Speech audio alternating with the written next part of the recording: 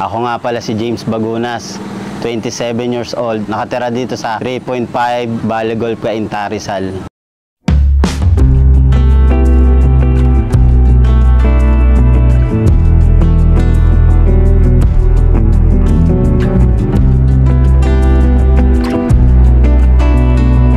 Sinimulan ko tong negosyong to, yung business ko, mga July ng 2024. Bago ko to simulan, marami na akong naging trabaho at marami na ring naging regular na ako sa mga trabaho ko. Kaso lang, puro laging natatanggal ako. Kasi makulit ako magulo, makulit. Gusto ko ako laging nasusunod. Ngayon, isang araw, nag-delivery kasi ako noon, delivery sa trabaho ko. Isang araw, may nakita akong grilled burger sa Manila. Na-inspire ako kasi ang daming bumibili. Tapos, simple lang siya, nasa bangketa, nasa gilid. Tapos, sabi ko na-amaze ako lang. Simple lang to Pangarap ko talaga na magkaroon ng burgeran. Kasi yung panahon na nawalan ako ng trabaho, nag-isip ako kung babalik pa ba ako o magtatrabaho ako ulit o sarili lang ako ng business. Ayun, at sinimulan ko yung negosyong to 2024 July. Sa bahay lang, online lang, kahit umuulan, kahit maaraw.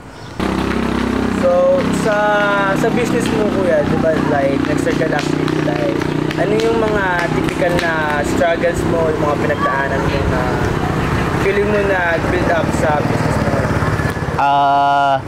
Yung wag ka talagang sumuko sa lahat ng nangyayaring pagsubok. Patulad lang ng halos sobrang lakas ng ulan. Nililipad na yung payong ko. Tuloy pa rin ako. Sabi ko, magtiwala lang talaga. So, di ba, sabi mo kanina na kahit umuulan, like, tuloy ka pa rin. So, ano yung para sa'yo, ano yung pinaka pagsubok na napagdaanan mo sa business mo? Yung bumaba yung sales, parang ilan na lang yung bumibili kada araw. Hanggang umabot yun ng isang linggo na parang na-down ako. Itutuloy ko pa ba to o i-stop ko na? Parang nagdadalawang isip lang ako. Pero nagtiwala lang talaga ako sa kanya Nagtiwala ako sa sarili ko at sa Panginoon. So, as a business owner, araw-araw ka po kayo nagbebenta? Tuwing every Monday lang ako sarado dahil nagmimili ako ng stock. Ano yung typical mo na araw? Like, paano ka nag-i-start? Anong oras ka nag-start? Paano ka nag-set up? Gumigising ako ng 4:30 para mamili ng mga gulay. Like, kamatis, pipino, lettuce, yung buns. At pag galing akong palengke, magsiset up na ako niya, maghihiwa na ako ng gulay, iugasan ko yung lettuce, magtitimpla ako ng sauce, basta lahat ng pangangailangan gagawin ko na. Pagtapos, diretso na ako labas niyan, set up na ako dito. So, pag nag-set up ka, kuya, paano yung sistema?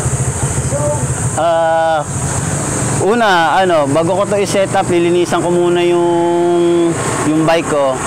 Tapos ilalagay ko yung mga kagamitan ko, like ng panluto,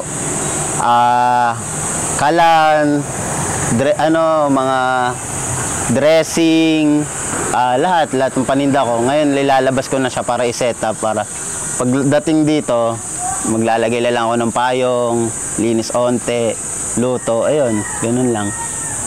Ito nga pala, punta tayo sa station ko. Dito ko grilled yung burger.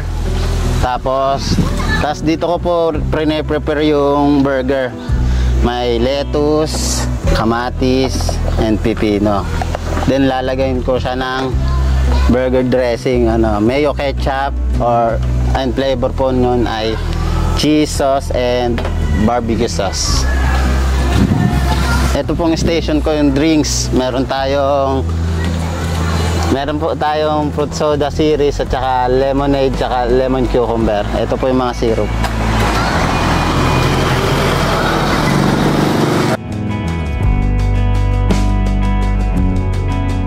tara, gawa tayo ng burger. So, pagka, for example, sa isang araw o sa isang week, paano mo binabalance yung, like, kinikita mo, yung income mo? Yun yung mga nilalabas ng pera.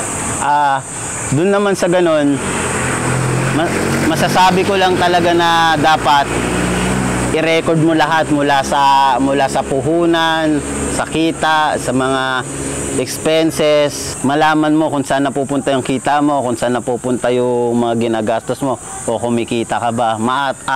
Matatrack mo siya ng maayos dun sa business mo. So, paano mo siya nag-sustain? Ang ganun katagal na? Paano mo na siya nag-sustain? Ano na lang, para sa akin, pagmamahal at respeto sa ginagawa.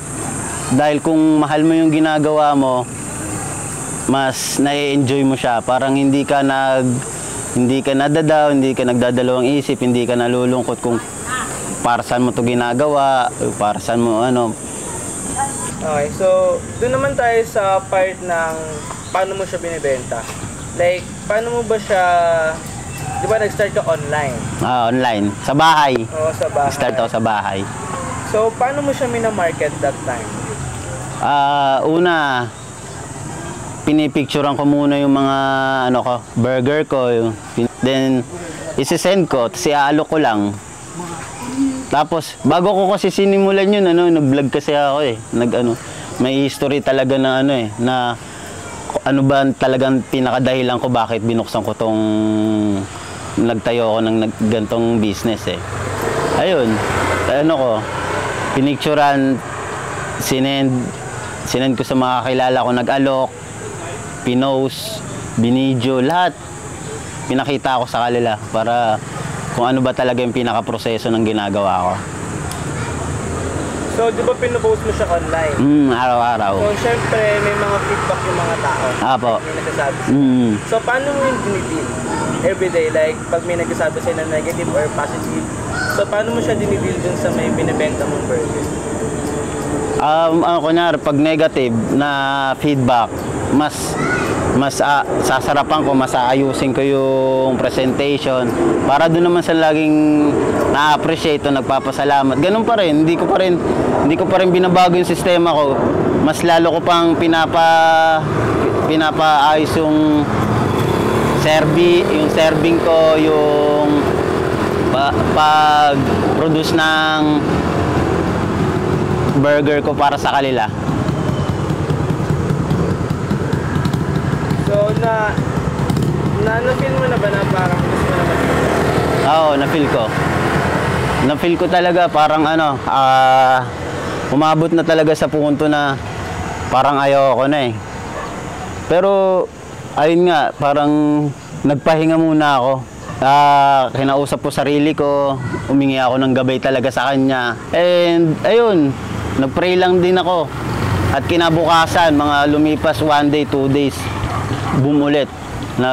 Dumami ulit yung dumami ulit yung customer ko.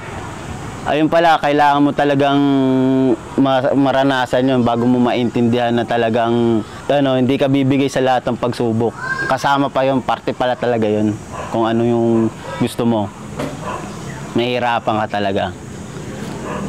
So, since naman yung business mo is going to 1 year na siya So, ikaw kuya, like, for the next 3 to 5 years, ano ba yung nakikita mo ngayon sa business mo?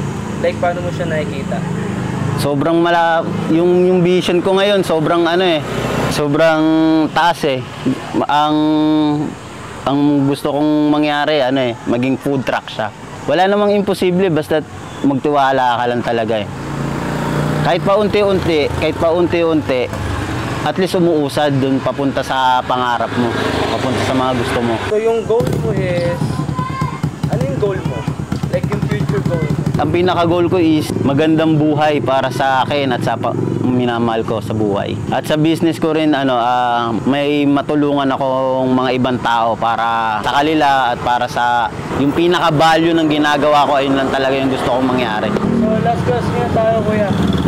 Ano yung advice na pwede yung mabigay sa mga business owner na nag-i-start pa? Huwag na huwag kayong tumigil sa pagdarasal at maniwala lang talaga kayo sa sarili nyo at sa taas. Humingi kayo ng gabay at pagmamahal at respeto para sa mga ginagawa nyo. Dahil lagi ko nga sinasabi, hindi lang pangarap ang pangarap. Dapat ang pangarap tinutupad at wag na wag nyo kakalimutan ng Panginoon.